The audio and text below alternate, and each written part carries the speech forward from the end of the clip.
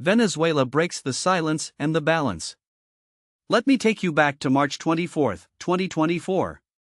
That Sunday, Venezuelan President Nicolas Maduro stood before a crowd in Caracas and did something no Latin American leader has done, and he publicly declared that his government had uncovered a plot to assassinate him, involving not just domestic opposition figures but, according to intelligence reports, agents of the United States. The evidence, he claimed, included intercepted communications, financial transactions, and even the names of American contractors allegedly involved. Within hours, the U.S. State Department dismissed the allegations as baseless, calling them a distraction from Venezuela's economic crisis. The mainstream media followed suit, framing the story as just another chapter in Maduro's long history of paranoia and propaganda. But here's the: I've studied Latin American geopolitics for over 30 years, and I can tell you with absolute certainty that this moment is far more significant than it appears. What happened on March 24 wasn't just another authoritarian rant, it was a deliberate, calculated escalation in a shadow war that has been simmering for years. And if we don't pay attention now, we may wake up one day to find that the balance of power in the Western Hemisphere has shifted irreversibly. Let me explain why. The official what they want you to believe. The story the U.S. government and its allies are selling is straightforward. Venezuela, under Maduro, is a failed state, a dictatorship that has collapsed under the weight of corruption, mismanagement, and sanctions. The opposition, led by figures like Maria Corina Machado and Edmundo Gonzalez, represents the democratic will of the Venezuelan people, and the only thing standing in the way of their victory is Maduro's iron grip on power. The U.S. has imposed sanctions not to strangle Venezuela, we're told, but to pressure the regime into holding free and fair elections. And when Maduro makes wild accusations about assassination plots, it's just another example of his desperation, an attempt to rally his base and distract from his own failures. The data seems to support this narrative, at least on the surface. Venezuela's economy has shrunk by over 75% since 2013. Hyperinflation has made the bolivar worthless. More than 7 million Venezuelans have fled the country, creating one of the worst refugee crises in modern history. The opposition won a landslide in the 2023 primary elections, only for Maduro to disqualify Machado from running in the 2024 presidential race. And when the U.S. temporarily eased sanctions in 2023 in exchange for electoral concessions, Maduro reneged on his promises, arresting opposition figures and banning international observers. The media has largely accepted this framing. The New York Times ran a piece in April calling Maduro's assassination claims a classic authoritarian tactic. The Washington Post described them as a sign of his growing isolation. Even some Latin American leaders, like Brazil's Lula da Silva, have urged caution, warning that U.S. sanctions only hurt the Venezuelan people.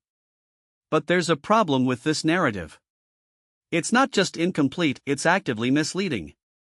Because what's really happening in Venezuela isn't just a story about a dictator clinging to power. It's a story about great power competition, resource wars, and the slow unraveling of American hegemony in its own backyard. And if we don't understand that, we're going to make the same mistakes we've made in Iraq, Libya, and Ukraine, mistakes that have cost trillions of dollars and hundreds of thousands of lives. Deconstructing the what's really happening.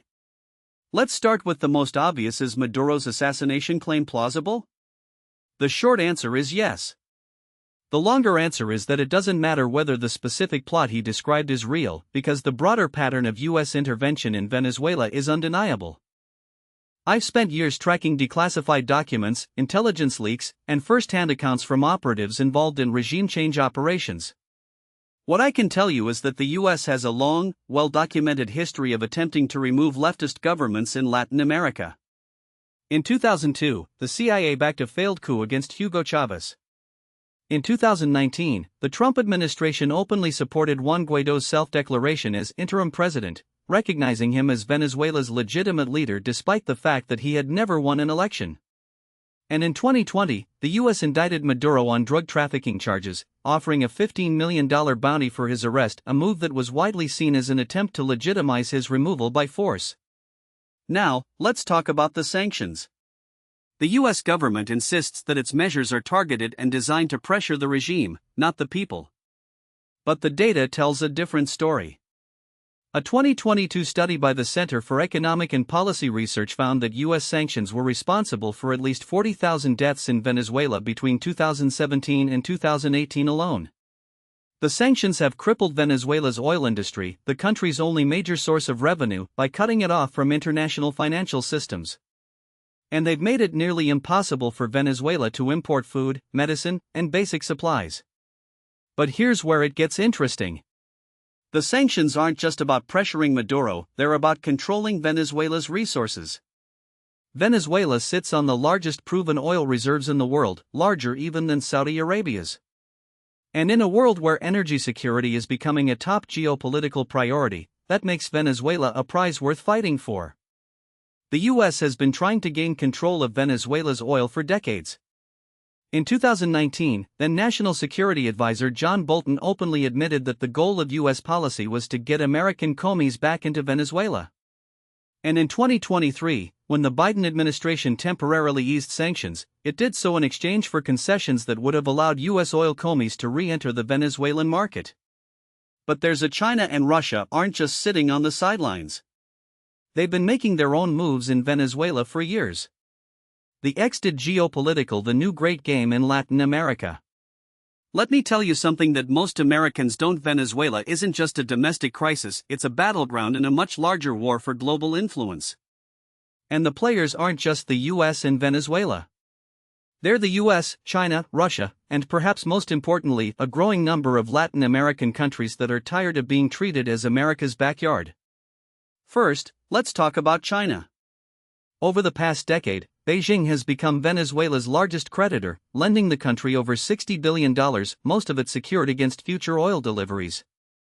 When the US imposed sanctions, China stepped in, providing Venezuela with everything from food to military equipment. And in 2023, China brokered a deal to help Venezuela develop its oil fields, bypassing US restrictions. Then there's Russia.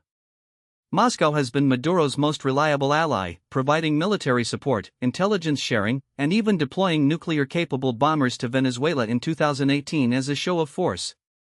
In 2024, Russia announced plans to build a military base in Venezuela, a move that would give Moscow a permanent foothold in the Western Hemisphere for the first time since the Cold War. Now, let's talk about the U.S. response. The Biden administration has tried to walk a fine line, imposing sanctions while also engaging in back-channel negotiations with Maduro. But here's the U.S. is trapped in a paradox.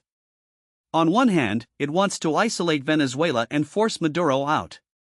On the other hand, it needs Venezuela's oil to stabilize global energy markets, especially with the war in Ukraine disrupting Russian supplies. This is where the hypocrisy becomes glaring. The U.S. has spent decades lecturing the world about democracy and human rights, but when it comes to Venezuela, those principles are suddenly negotiable. In 2023, the Biden administration quietly dropped its support for Guaido and began direct talks with Maduro because it needed his oil. And in 2024, when Maduro accused the U.S. of plotting his assassination, the State Department's response wasn't outrage, it was a carefully worded denial designed to keep the door open for future negotiations. But here's the U.S. isn't just competing with China and Russia in Venezuela. It's competing with Latin America itself. For the first time in history, the countries of Latin America are starting to act as a unified bloc, independent of U.S. influence.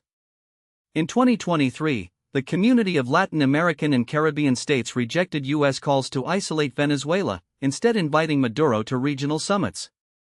Brazil, under Lula, has refused to join U.S. sanctions, instead pushing for dialogue. And Mexico, under AMLO, has positioned itself as a mediator, hosting negotiations between Maduro and the opposition. This is a seismic shift. For over a century, the U.S. has treated Latin America as its sphere of influence, a region where it could intervene at will, overthrow governments, and control resources. But now, for the first time, Latin America is pushing back. And the U.S. doesn't know how to respond. Military and strategic, the risk of escalation. Now, let's talk about the military dimension. Because if there's one thing that keeps me up at night, it's the possibility that this situation could spiral into a direct confrontation between the U.S. and its rivals. The U.S. has a long history of military intervention in Latin America. In the 20th century alone, the U.S. invaded or overthrew governments in Guatemala, Cuba, the Dominican Republic, Chile, Nicaragua, AMA, Grenada, and Haiti. And in recent years, there have been growing calls in Washington for a more aggressive approach to Venezuela. In 2019, then President Trump openly mused about a military invasion, asking his advisors, "Why can't we just invade?" In 2020, the U.S. deployed a carrier strike group to the Caribbean in what was widely seen as a show of force against Venezuela. And in 2023, a group of Republican lawmakers introduced a bill calling for the U.S. to recognize a government in exile in Venezuela, a move that would have effectively declared war on Maduro. But here's the military intervention in Venezuela would be a disaster. First, Venezuela's military is far more capable than most people realize. The country has spent years preparing for a U.S. invasion, training in asymmetric warfare and stockpiling weapons. And with Russian and Iranian support, Venezuela has acquired advanced air defense systems, drones, and even hypersonic missiles, capabilities that would make a U.S. invasion far more costly than Iraq or Afghanistan. Second, Venezuela has allies.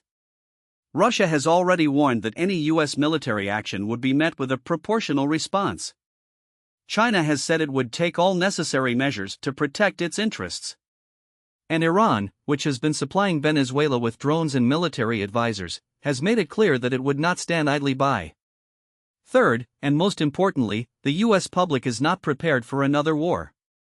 After 20 years of failed interventions in the Middle East, Americans are war-weary. A 2023 poll found that only 23% of Americans support military action in Venezuela. And with the 2024 election looming, neither Biden nor Trump wants to be the president who starts another endless war. But here's the risk of war isn't just about a deliberate invasion. It's about miscalculation.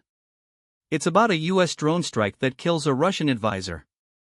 It's about a Venezuelan missile that accidentally hits a U.S. ship.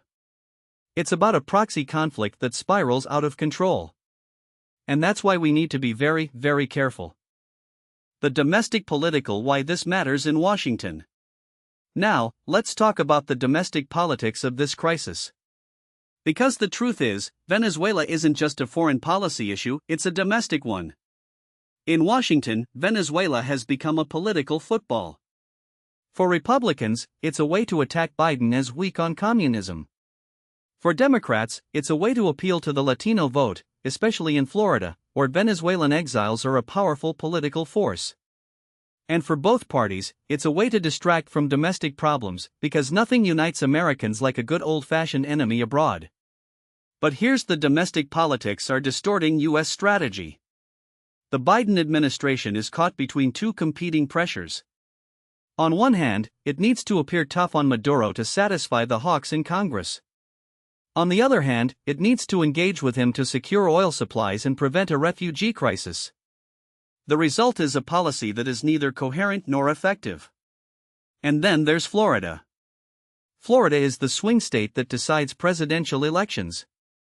And in Florida, the Venezuelan exile community is a powerful voting bloc.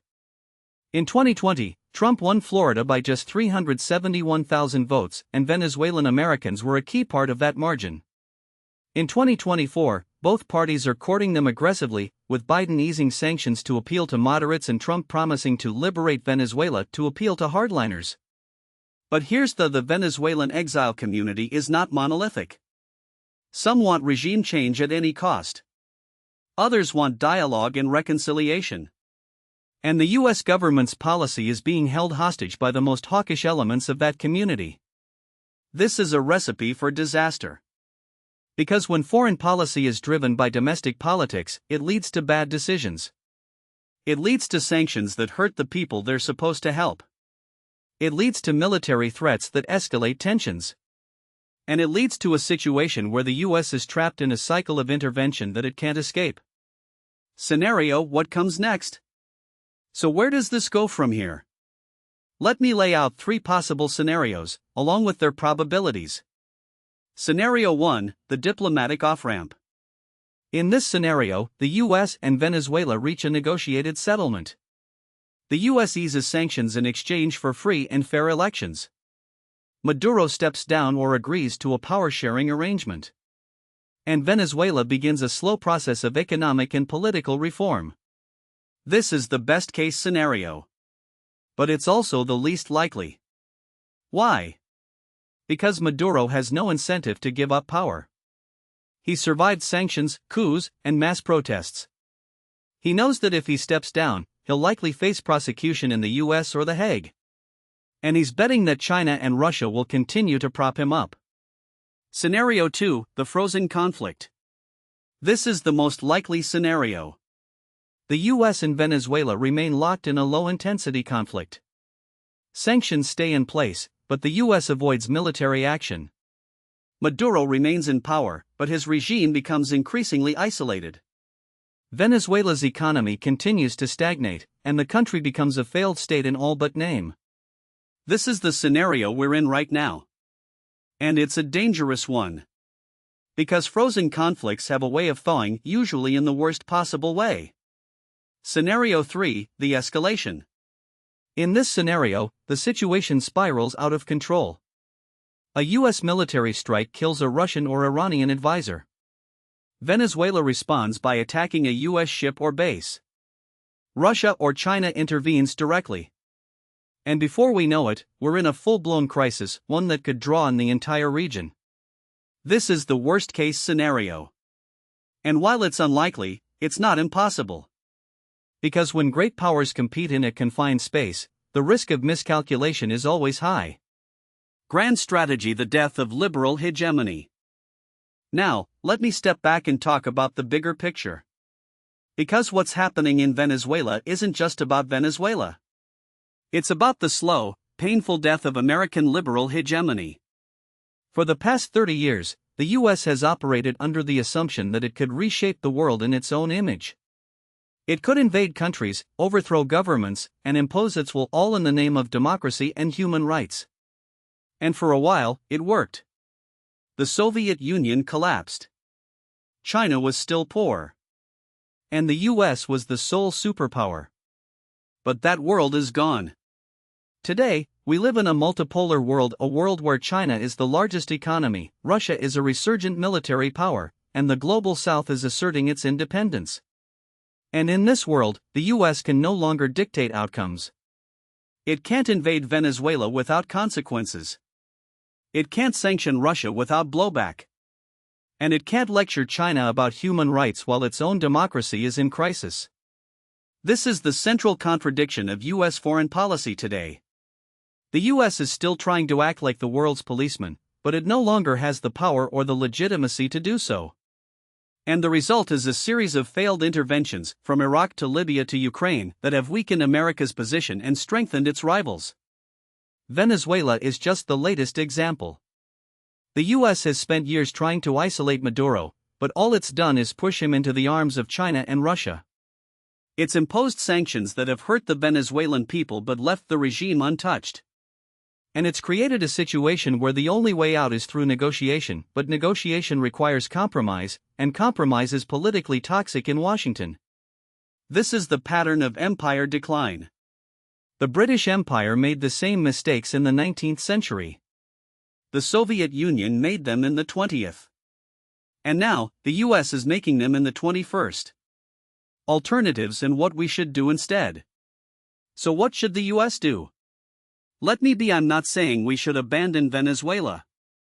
I'm saying we should stop trying to control it. Here's what a realistic, sustainable policy would look. 1. End the sanctions. The sanctions aren't working. They're hurting the Venezuelan people, not the regime. And they're pushing Venezuela into the arms of China and Russia.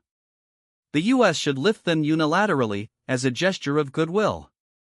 2. Engage in direct negotiations. The US should open a direct channel with Maduro, not to demand his resignation, but to negotiate a path forward. That path could include elections, but it should also include guarantees for Maduro and his inner circle. 3. Work with Latin America. The US should work with Latin America, not against it.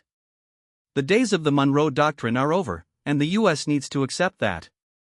The region has its own agency now, its own interests, and its own alliances.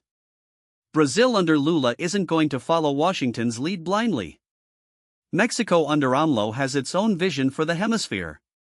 And even Colombia, long the US's closest ally in the region, has shown it won't be a pawn in America's geopolitical games.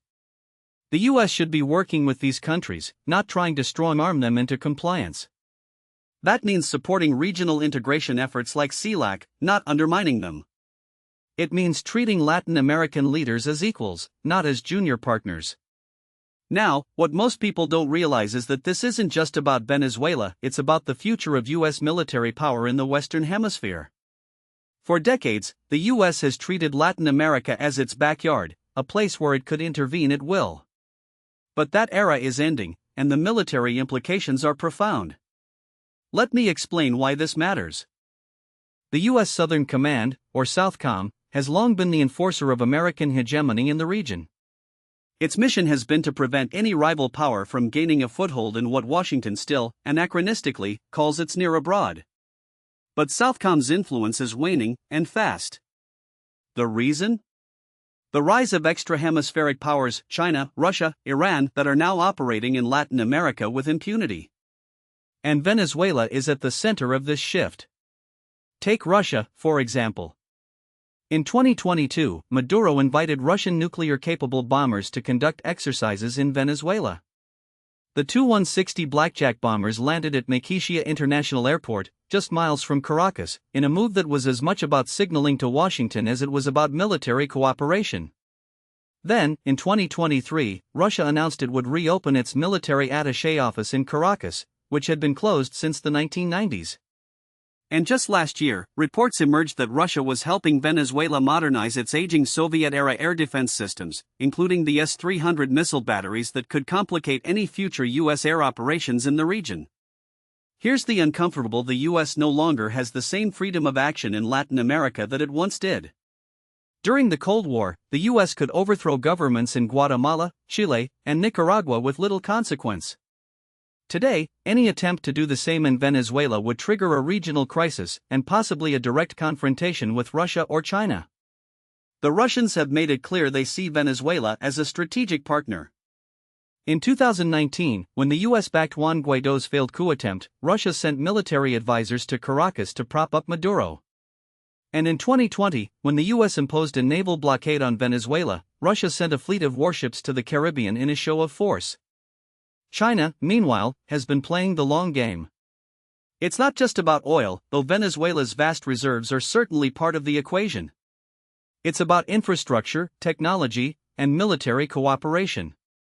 China has invested billions in Venezuela's oil sector, including a $5 billion loan in 2023 to help revive PDVSA, the state-owned oil company. It's also providing Venezuela with surveillance technology, including facial recognition systems that the Maduro regime uses to monitor its political opponents. And in 2021, China and Venezuela signed a military cooperation agreement that includes joint exercises, arms sales, and intelligence sharing. The U.S. establishment likes to dismiss these developments as irrelevant, but that's a dangerous miscalculation. The presence of Russian and Chinese military assets in Venezuela changes the strategic calculus for the U.S. in ways that most policymakers in Washington still refuse to acknowledge. For one thing, it complicates any potential U.S. military intervention.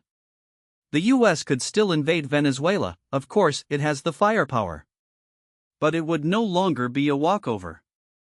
Russia and China have both signaled that they would respond to any U.S. attack on Venezuela, and while they might not risk a direct military confrontation, they could make life very difficult for the U.S. in other ways. Cyber attacks, economic retaliation, or even proxy conflicts in other parts of the world could all be on the table. And then there's the question of Cuba. The U.S. has spent decades trying to isolate Cuba, but Venezuela's alliance with Havana has only strengthened in recent years.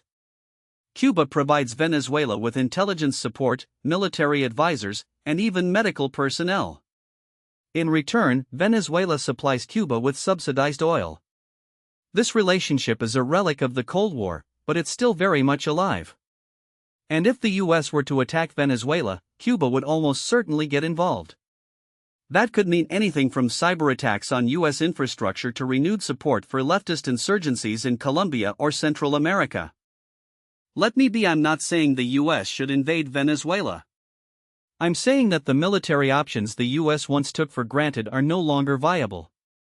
The costs are too high, the risks are too great, and the benefits are too uncertain. And yet, the US foreign policy establishment still operates as if it can dictate outcomes in Latin America.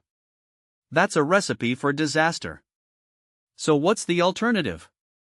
The US needs to accept that it no longer has a monopoly on power in the Western Hemisphere. That doesn't mean it should abandon the region, far from it.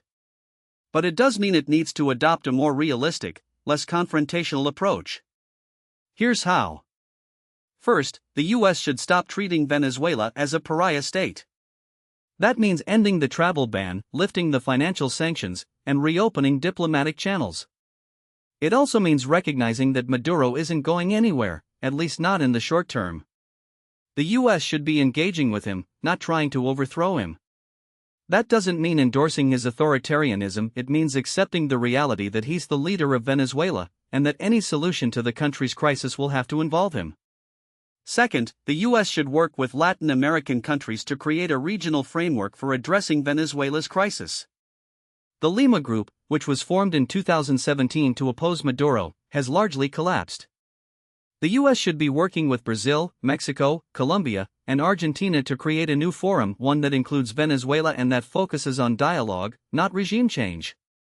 That could mean offering incentives for Maduro to hold free and fair elections, or it could mean providing economic assistance in exchange for political reforms. But it has to be a regional effort, not a US-led one. Third, the US should rethink its military posture in Latin America. Southcom's budget has ballooned in recent years, with a focus on countering China and Russia in the region. But more military spending isn't the answer. The US should be investing in diplomacy, not in more bases or more troops. It should be working with Latin American countries to address shared challenges like drug trafficking, climate change, and migration, not trying to turn the region into a battleground in a new Cold War. Finally, the US needs to accept that Latin America is no longer its backyard. The region has its own interests, its own alliances, and its own vision for the future. The US can either work with those countries as partners, or it can try to impose its will and risk pushing them into the arms of China and Russia. The choice is clear. The Venezuela crisis is a microcosm of the broader challenges facing US foreign policy. The US can no longer dictate outcomes. It can no longer rely on military force to achieve its goals. And it can no longer assume that the rest of the world will follow its lead. The sooner Washington accepts these realities, the better off it and the world will be. But if the past few decades are any indication, that's a lesson the US foreign policy establishment is still struggling to learn. Now, what most people don't realize is that Venezuela's recent diplomatic maneuvers, this sudden break from its usual isolation, aren't just about geopolitical posturing. They're a direct response to a domestic political landscape that's become unsustainable, even for a regime as resilient as Maduro's. The truth is, the government in Caracas is running out of options, and the choices it makes in the coming months will determine whether Venezuela collapses into deeper chaos or stumbles toward some form of managed decline. Let me explain why this matters, and what it tells us about the broader crisis of governance in Latin America. First, we have to understand that Maduro's survival has never been about popularity. The man hasn't won a free and fair election since 2013, and even then, his margin was razor-thin. What he has relied on is a combination of repression, co-optation, and sheer exhaustion, wearing down the opposition until resistance seems futile. But that strategy has a shelf life, and we're seeing the cracks now. The economy is a shadow of what it was in the 2000s, when oil prices were high and Chavismo could buy loyalty with petrodollars. Today, GDP per capita is lower than it was in the 1950s. Hyperinflation, which peaked at over 1,000,000% in 2018, has stabilized only because the government effectively dollarized the economy by default, allowing transactions in foreign currency to bypass the worthless bolivar. But that's not a solution, it's a surrender. The state can no longer provide basic services, and the public sector, once the engine of Chavista patronage, is a hollowed-out shell.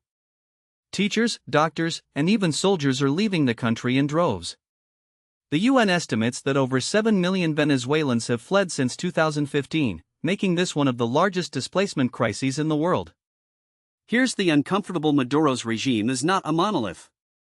It's a fragile coalition of military officers, corrupt bureaucrats, and a handful of ideologues who still believe in the Bolivarian Revolution.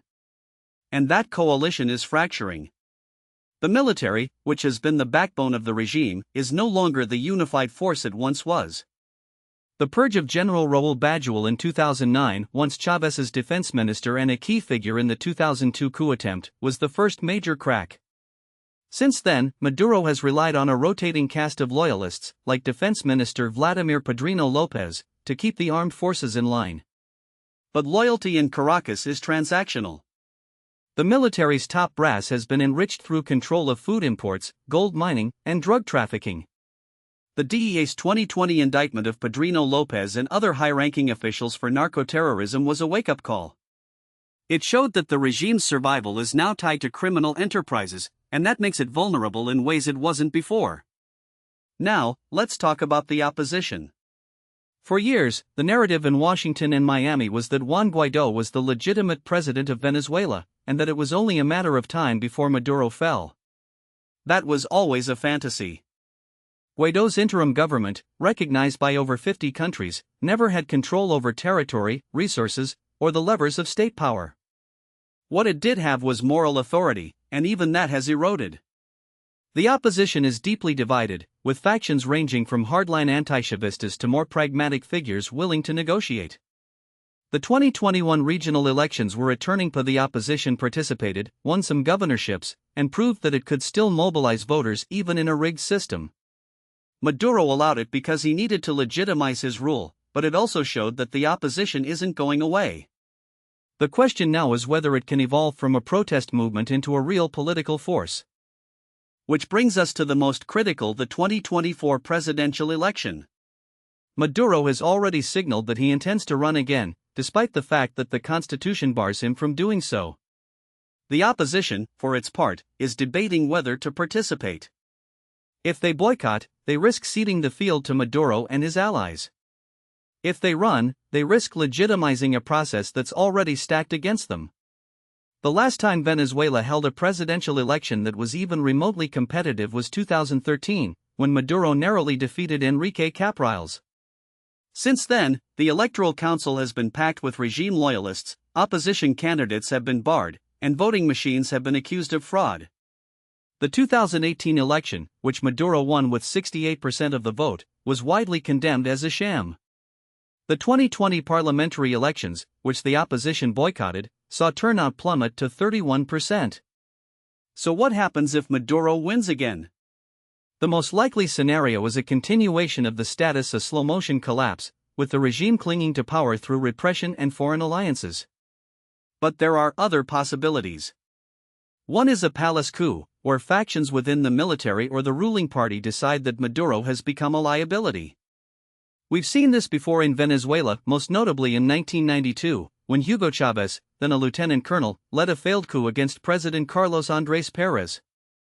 Chávez was jailed, but his movement gained momentum, and he was elected president 6 years later.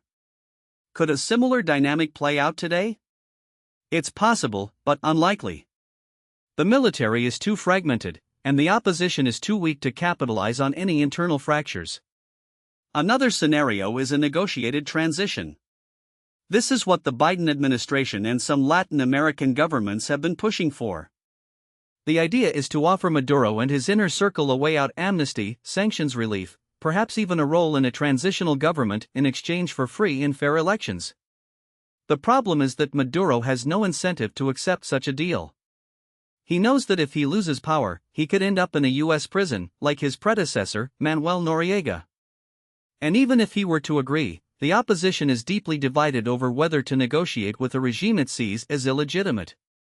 The 2021 Barbados talks, mediated by Norway, collapsed when Maduro's government arrested several opposition figures. The 2023 negotiations in Mexico City were more promising, but they stalled over the issue of electoral guarantees. The most dangerous scenario, though, is a complete breakdown of order. Venezuela is already a failed state in many respects. The police and military are unable to control vast swaths of the country, which are now dominated by armed gangs, Colombian guerrillas, and criminal syndicates. The ELN, a Marxist insurgent group, operates freely in the border regions. The Tren de Aragua, a Venezuelan gang, has exited into Chile, Peru, and Ecuador, where it's involved in drug trafficking, human smuggling, and extortion. If the regime collapses, or if Maduro is removed in a coup, the country could descend into a civil war. We've seen this before in Libya, in Syria, in Yemen, and the consequences would be catastrophic. Millions more Venezuelans would flee, destabilizing the entire region. The US and its allies would be forced to intervene, either militarily or through humanitarian aid, and that would play right into the hands of Russia and China, which have been waiting for an opportunity to extend their influence in Latin America. So where does that leave us? The most realistic outcome, in my view, is a prolonged stalemate. Maduro will hold on to power, but his regime will become increasingly brittle. The economy will continue to deteriorate, but the government will find ways to survive through gold exports, oil smuggling, and whatever foreign aid it can extract from its allies. The opposition will remain divided, but it will continue to chip away at the regime's legitimacy. And the international community will be left to manage the immigration crisis, a security vacuum, and a geopolitical battleground. The lesson here is that Venezuela is not just a problem to be solved. It's a symptom of a larger crisis in Latin American governance. The region is grappling with the legacy of the pink tide, the rise of authoritarian populism, and the failure of traditional political parties. In country after country, Nicaragua, Bolivia, Ecuador, Peru, we're seeing the same weak institutions, polarized electorates, and leaders who exploit those divisions to stay in power. Venezuela is the most extreme example, but it's not the only one. What's needed is a new approach, one that recognizes the limits of US power and the complexity of the region's challenges. That means working with Latin American countries to address shared problems, like migration and drug trafficking, without trying to dictate outcomes. It means engaging with Venezuela not as a pariah state, but as a country in crisis that needs a path forward. And it means accepting that the era of US hegemony in Latin America is over. The region has its own agency, its own interests, and its own vision for the future. The question is whether Washington is willing to listen.